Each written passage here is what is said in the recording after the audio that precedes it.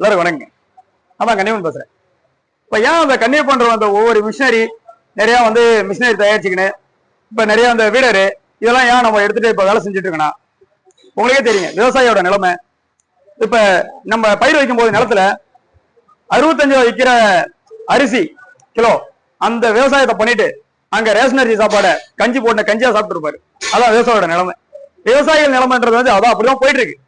ஏன்னா அந்த இடத்துல அவங்க யோசிக்கும் போது என்னென்ன எதனால அவங்களுக்கு பற்றாக்குறை வருது, விவசாயம் பண்ணி ஏன் நம்ம முன்னேற முடியல, விவசாயத்துல ஏன் அப்படியே நம்ம இன்னும் அப்படியே உட்காந்துட்டு இருக்கோம் அப்படின்றனா, ஏன்னா விவசாயத்துல வந்து மருந்து தெளிக்கிறது, அதுக்கு வந்து அதுக்கு தேவையான செலவு பண்றதே வந்து இன்னைக்கு வந்து ஒரு கரெக்டான ரேட் விற்க மாட்டேங்க.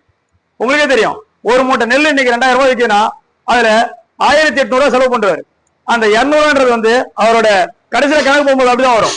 இன்னைக்கு 42 மூட்டை 50 மூட்டை விளையும் சொல்லிட்டு நம்ம ஒரு பிளான்ல வந்துருவோம். ஆனா அங்க விளையும் போது வெறும் 25 மூட்டை தான் விளையுது. ஏன்னா விவசாயம் வந்து அப்படி போயிடுச்சு. கரெக்டா வந்து இப்ப முதல்ல விளைஞ்ச மாதிரிலாம் இல்லைங்க.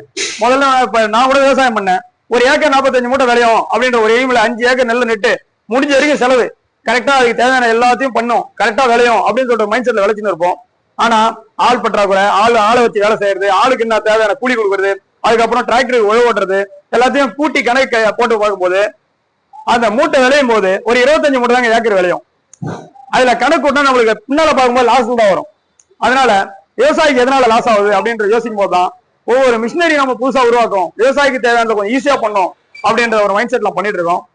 இதை வந்து இன்னும் நம்ம பெருசாக்கணும்னா சப்போர்ட் பண்றோம் எல்லாருக்குமே, நம்ம தமிழ்நாட்டில் இருக்கிற மக்களுக்கு தாங்க ரொம்ப சப்போர்ட் பண்றீங்க. இந்த சப்போர்ட் பண்றவங்க எல்லாருமே நன்றிங்க. இந்த நன்றி ஏன் சொல்றேன்னா, என்னை வந்து ஒவ்வொரு விஷயத்துலயும் என்ன தூக்கி விடுறது நினைக்கிறீங்க, அதை நான் தாண்டி போகணும். நானும் அதுக்காக நான் முடிஞ்ச வரைக்கும் உழைச்சுட்டு தான் இருக்கேன். முடிஞ்ச வரைக்கும் நானும் உழைக்கிறேங்க.